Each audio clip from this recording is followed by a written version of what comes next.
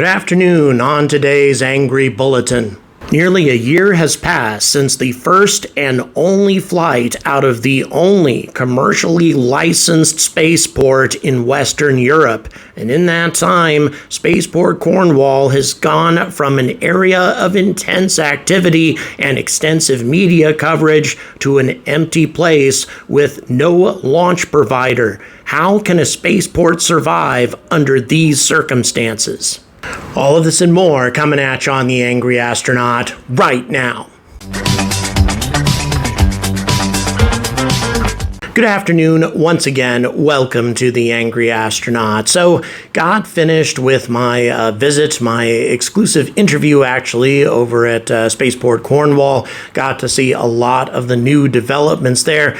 And a lot of you are probably expecting me to come out and say that in spite of everything that happened with Virgin Orbit, Spaceport Cornwall is moving forward. They have a lot of new exciting developments, new partners that they're working with, and things will continue to move forward apace without any sort of significant impact to their operations because their business plan was such a good one to begin with.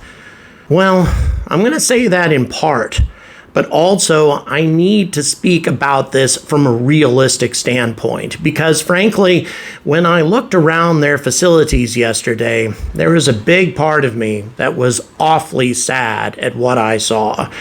The integration facility where Launcher 1 was prepped, all of the payloads were loaded onto the rocket, etc., that facility is no longer in use. There's no longer any real need for extensive security there. The clean room is no longer a clean room because it's not really being used by anybody currently. And so we were left with what appeared to be an abandoned facility to me. That being the case, though, as you will see in this interview, Spaceport Cornwall was never built to have a non-stop launch provider level activity going on at the facility. That is to say, one launch after another, a continuous cadence of launches with one launch provider after another coming in and out of there, Virgin Orbit followed by another with a continuous stream of orbital shots. Instead, the idea was to have a couple of launches a year perhaps and to attract a tremendous amount of business interest into the region. So have they succeeded in that respect? Has Spaceport Cornwall actually proven successful in their primary objective? And that is to say, to grow the high technology and space industry types of business that tend to cluster around a spaceport. Has Spaceport Cornwall already succeeded in their primary mission? And if they have already done that, and they don't have a launch provider anymore, is there any real reason for the spaceport to continue? Should we instead have a Cornwall space cluster continue with a collection of businesses, but the spaceport itself has already served its purpose?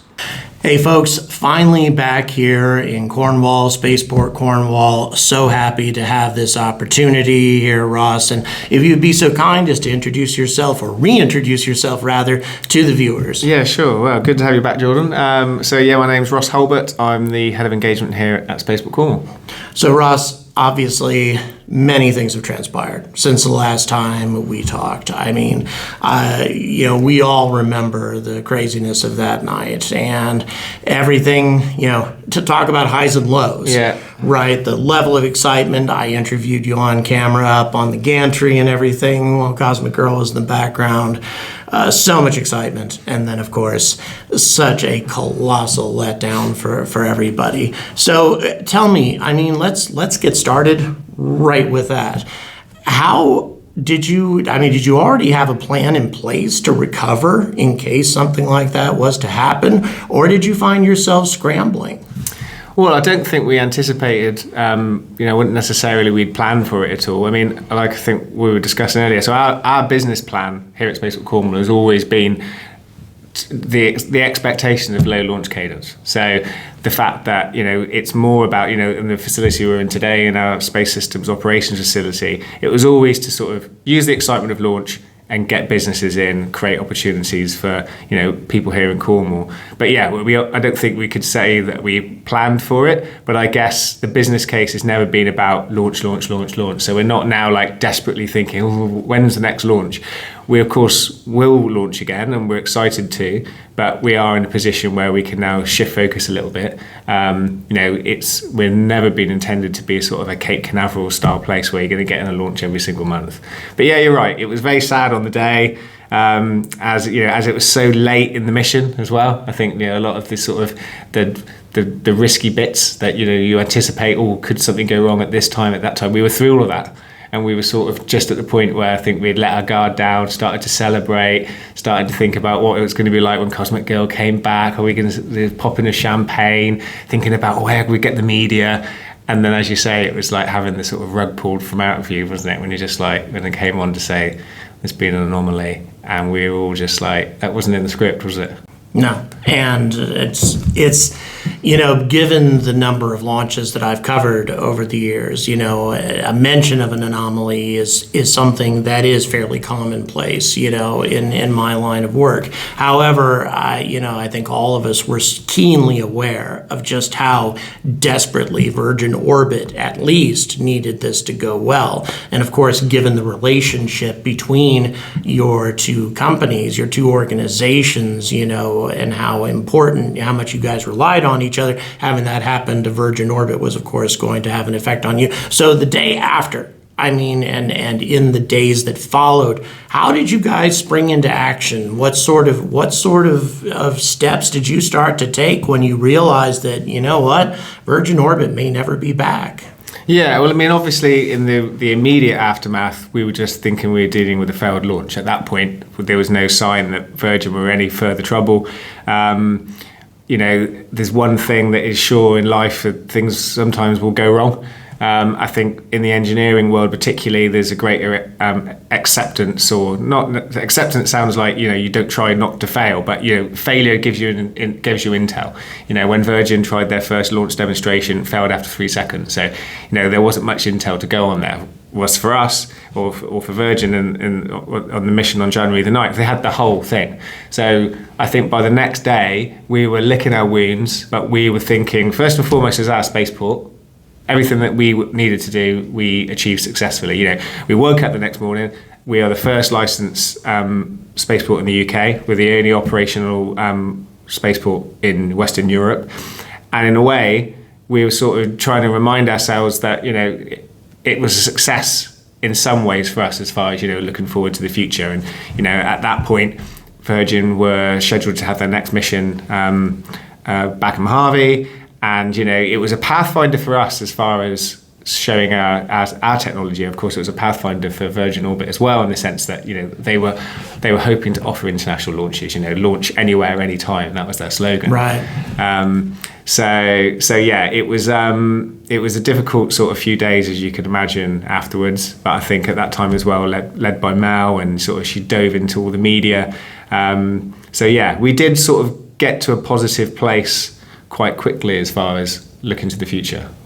So, as things developed and as, our worst fears were confirmed with Virgin Orbit, did that modify your plans, or did you already have a clear, plan of attack as to how you were going to move forward, regardless of what happened to Virgin Orbit?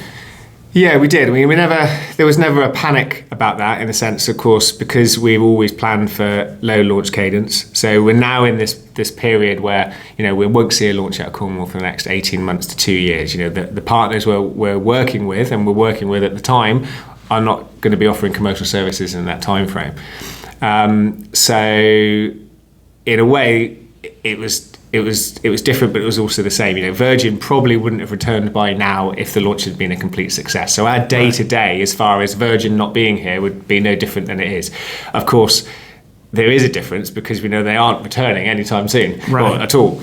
But yeah, it just meant that we had a shift of focus. So, the facilities that we've got, both the integration facility and the operations facility, we're able to support the businesses that have been attracted to the site through the excitement of launch. So, there was plenty to be getting on with. We didn't have to sort of like change direction or, have any awkward conversations with investors, because the space that, the business case was always built upon being a place for businesses to come together that, enabled by launch, but not reliant on launch.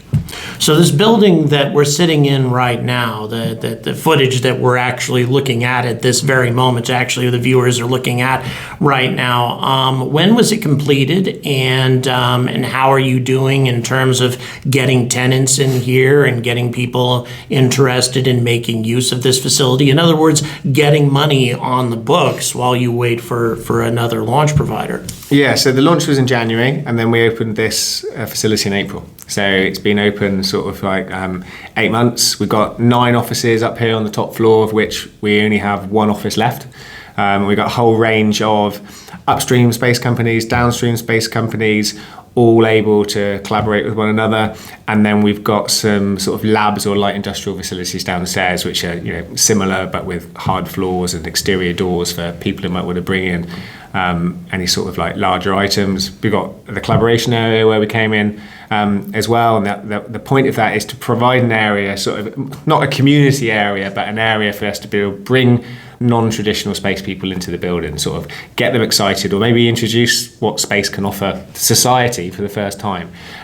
So we want to host workshops and seminars and any number of things. But yeah, and as far as sort of the tenancies are concerned, with minimal effort, we find ourselves in a position where we only have 1 office left. So we've been able to really sort of cherry pick the sort of businesses that we work with.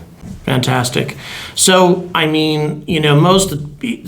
first of all, one thing that I think we need to emphasize at this point is the fact that your objective was to use spaceflight as a vehicle to attract business investment in this area, and to get technology-related businesses to converge on Cornwall. Would you say that regardless of what happened with Virgin Orbit, you have actually succeeded in doing that? Yeah, and that's exactly what we succeeded. And it's not quite as exciting or headline grabbing. And of course, like in really the years building up to launch, and especially the sort of the year of launch, we were never out the press. We were always achieving first, for the UK, of course, first licenses, first buildings being built, first time we've seen a sort of facility like the integration facility. So yeah, you couldn't avoid us. We were everywhere. But the sort of they're less exciting, but day to day, and just as important, the reason why the local authority invested £12.5 million in this project was to deliver economic opportunity, high value careers, jobs, all those sort of things. Politicians all over the world are doing to try to bring to their area. That's what Cornwall Council and national government through the UK Space Agency were looking to achieve, and I think we have done that. And you might now see less of us in the press, because we're not doing a launch at the moment. But financially, as a commercial going concern, which all of these spaceports, that were always designed to be, it has to be economically sustainable. That's what sustains us. So I can't suggest that drawing up leases and working on like day rates for hiring things is as exciting as getting things into space, but it also pays the bills, and it means that we're not all sort of nervously looking at each other over the next sort of couple of years, which the reality will be a couple of years before we do anything else, which is probably going to be that headline grabbing launch operators here. Yeah. But yeah, it was another success. It achieved what it wanted to achieve, and we still have plans to do a lot more. So this facility here is only part of what we call this Centre for Space Technologies, and the Centre for Space Technologies is only part of the whole the airport estate. We've got the whole of the business park, other sort of landside and airside facilities. We spoke about Space Engine Systems, for instance, who are doing some, they've tested their engine out in Canada. They're looking to do some flight tests now in their hardened aircraft shelter test facility. So across the whole site is just a load of activity and people being attracted, doing cool stuff. So, if we don't hear anything from you guys in the media, that's not necessarily a bad thing, because really it sounds like the bread and butter of your operations here always was intended to be something that wouldn't necessarily be media grabbing business activity. Yeah, no, exactly. And we were always conscious, the UK was really passionate about getting this first launch. Have a sovereign launch capability in the UK, and the Prime Minister at the time, of course, particularly supportive of it. But we were always conscious about what do we, to use a Cornwall analogy, what do we do when the tide goes out? When everyone leaves and everyone stops waving their Union Jacks, what do we have left in Cornwall? And do we want to have that sort of like the day after the party feel when you sort of like, clearing up and everyone's gone? And, we hadn't invested in this facility and we didn't have the businesses in there. So it's always been built in from the very beginning that, yes, you make money from launch fees, but we never anticipated thinking that we were going to be getting to the sort of, that wasn't going to be our business. Right. Yeah, if you're only launching at most a couple times a year, and probably not even that often, the launch fees would have been pretty meager, really. So, but of course, the viewers want to know. I mean, obviously your long-term, goals is to get launch back in here. So, some issues I talked about, or rather some companies I've talked about very frequently on my channel. Number one, we have Space Engine Systems out of Canada, who are making a space plane or an SSTO, whatever you want to call it. I've talked about that many times on my channel. We also have the what I would like to know more about, though, is the Sierra Space opportunity. What do we have in terms of the existing agreement with them? Because they are launching in April. Yeah. So let's say, for example, and I don't know if you're even in a position to answer this. Let's say, for example, something happens with Tenacity and it has to carry out an emergency landing. Could it happen here? Well, that's how our relationship with them started. So when we signed our initial MOU, 2 years ago now, I think, it was for that to be an emergency divert site. So if something happened to Dream Chaser, can it return to spaceports around the world? So that was the first ConOp study we did. But of course, having a long runway, and having close proximity to the ocean, and they did some trajectory analysis about if it was coming back for the International Space Station. But that's the starting point, right? So yes, the space shuttle, can land on our runway and it safely and can be retrieved. But it was during that process where they started to see the ambition of what we were doing, and we hadn't built the integration facility at that point. Right. And it was never a Virgin Orbit spaceport exclusively. So right. we built in some of Sierra Space's requirements and some of the things that they, not even just their requirements, but some of their experience of using world-class launch facilities. They're going to be launching out of Cape Canaveral. We didn't want to build something substandard, and right. Actually that was the experience of the Virgin Orbit engineers when they came over and they started to use the clean room, and they were like, wow, this is an amazing facility, and that's through working with people like Sierra Space that long before they would ever get here, we ensured that facilities would be suitable for them. So what are you doing now what can you tell me about what the spaceport is doing to try to get a Sierra Space mission to actually happen? How do we get enough customers for Tenacity, to where landing a lot of European payloads here as opposed to landing it in Cape Canaveral makes sense? Yeah, so that's to do a UK mission, it would still launch out of Cape Canaveral because, the rocket to launch Dream Chaser is too heavy for any of the spaceports, for instance, that are being developed in Scotland. So you're right, so it's about finding the customers. So we've already got the understanding that Dream Chaser can return here. Now we're like, why would Dream Chaser return here? And that's a case of working with customers around Europe, customers within the UK. So, it would be a UK mission, and then it sounds strange to think UK mission, it'll still take off from America, but then return here get those payloads off, get into our post-mission processing facilities. So that's really what we'll spend the next sort of 18 months. When we say that's why it will take that long, it's because it will also require an amendment to our license to have an orbital return vehicle, but it's also about lining the customers up. They are not an anchor customer to sort of like justify building a spaceport. We already have a spaceport. So it's now about a commercial reason for why would Sierra Space want to return Dream Chaser here, and that's what we'll work with them over the next sort of like 18 months to 2 years.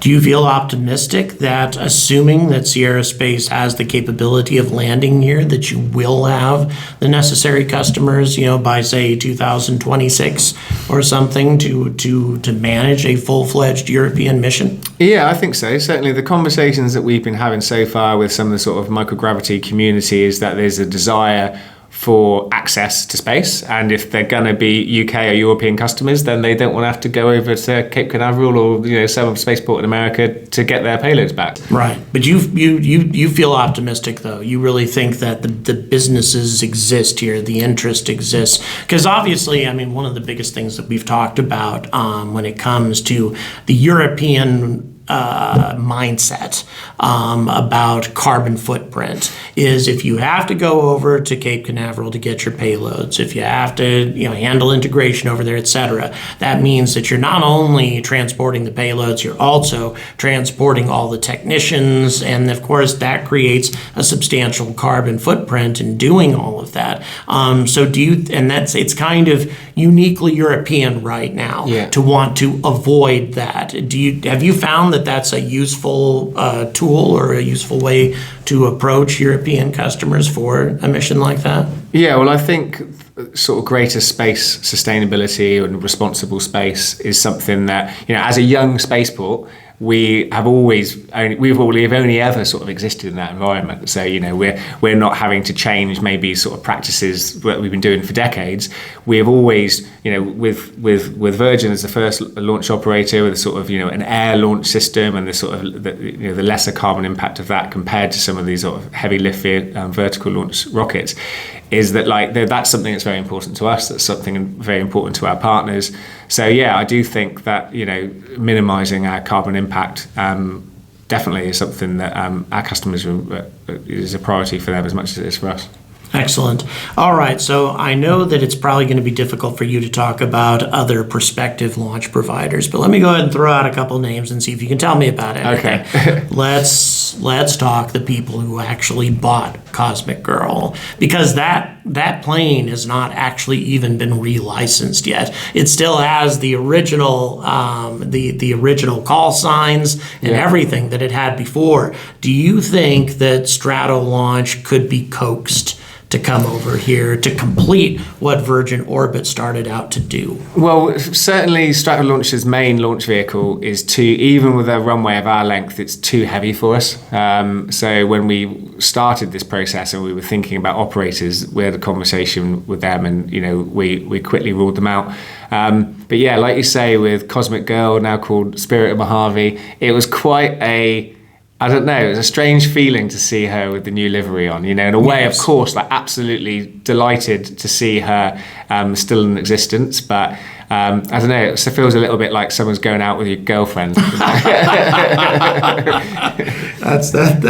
think that's a perfect analogy, actually, yeah. So do you, I guess it's tough to say this with any sort of degree of certainty, but do you foresee that, given the fact that Stratolaunch has actually picked up Cosmic Girl, do you think that there could be a potential, a potential partnership there, simply because, their primary launch, their primary horizontal launch system does require a massive runway that isn't necessarily going to work all over the world, right? There are plenty of runways that aren't going to be long enough for it, but they are going to be long enough for what do they call it now? The Spirit of Mojave. Spirit of Mojave. Yeah. See, I didn't even know that.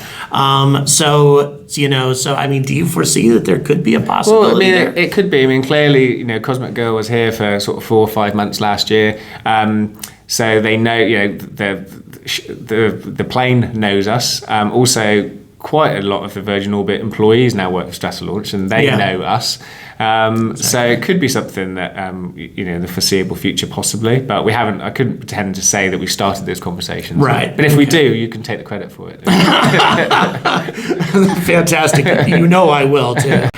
So in terms of other prospects out there, I mean, what else is out there that could make use of your facility? I mean, we have Space Engine Systems, and you said that they have secured actually a different facility, an old aircraft facility out here, and they are actually in the process of sending over their test article that used to be called Sex Bomb, but in any event, are they actually in the process of about to bring it over here? Well, the system that they're bringing over is the Hello series. So they're starting with a Hello 1X demonstrator, and then the Hello 1 and 2 series of space planes. So they are in the process of working through some of their, again, it's an ITAR restricted technology, so there's paperwork that needs to be submitted. So all I know is that that process is started, and I know that because at one point we sort of have rather unhelpfully sort of changed their address without telling them, which caused them an issue, which they actually noticed. So good on them for noticing that before it became a problem.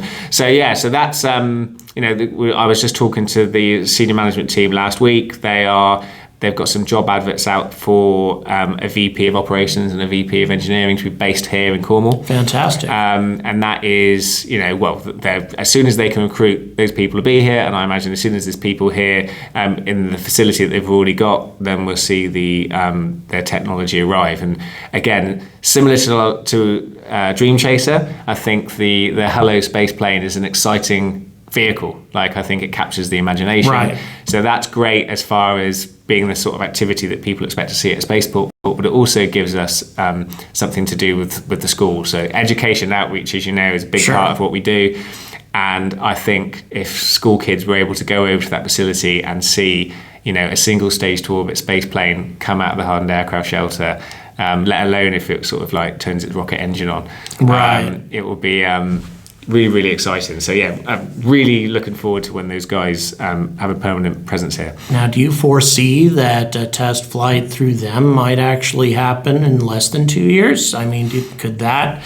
It won't go to space, but still, could a hypersonic test happen, in less than 2 years? Yeah, I think that's in their ambition. So I think certainly for the 1X demonstrator, they're looking to test that in the next couple of years. I think pretty much most of their sort of ground-based engine testing is complete, and that's why they're looking to bring it over to the UK. Right. That's why they want to start conversations. Well, they've already started, but getting into more detail with the Department for Transport, the Civil Aviation Authority.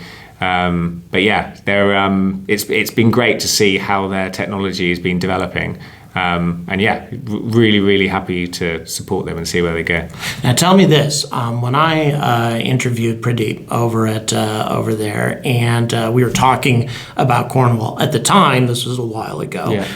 He was talking as if Cornwall was sort of an afterthought. It said, I don't think we're going to get that much interest in Britain. Really, what I'm focusing on is an American spaceport, that sort of thing. Now, all of a sudden, here they are. It looks like that they're getting. What do you think happened to make them more interested in Britain? Well, I think a credible route to launch. So, so we've been talking to them for a long time, for sort of, 4 or 5 years. Just sort of checking in with each other. And then, of course, we had COVID in the middle of it, which didn't, it slowed a lot of things down. But I think it's the fact that they can see that the UK is serious. We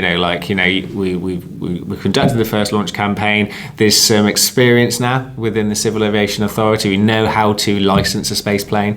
We know how to license a spaceport.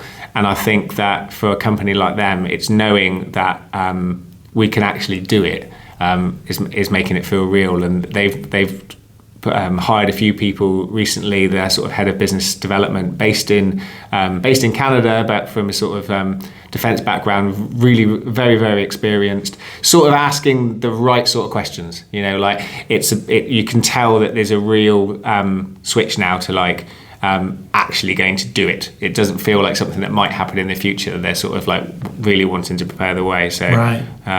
It's great to see that get closer now. Well, as I've mentioned many times in the past, it does seem that the business plan that you put together is really solid. And it obviously, I think that you have more than enough support here in order to keep going as a business, until these new opportunities become a real thing. And also, I think it's important to remind everybody once again that just bringing launch providers into Cornwall was never the objective. The objective was to bring technology-related business to Cornwall. And in that respect, you've already been successful, and I wish you all the success in the world here in the near future and in the years to come. Yeah, well, thanks so much, Jordan. Yeah, it's strange to think that it was just under a year ago, we were all out there on your gantry, like you say, like filming in the weather that we had. It was miserable, yeah, exactly. But exciting at the same time. I wish it had different results, but I think it's been very clear during our conversation today that you found a very solid way forward, regardless of what happened on that night. Yeah, definitely. Yeah, and thanks for all your support as always, and welcome back. And so now you're living in the UK, hope to see a lot more of you.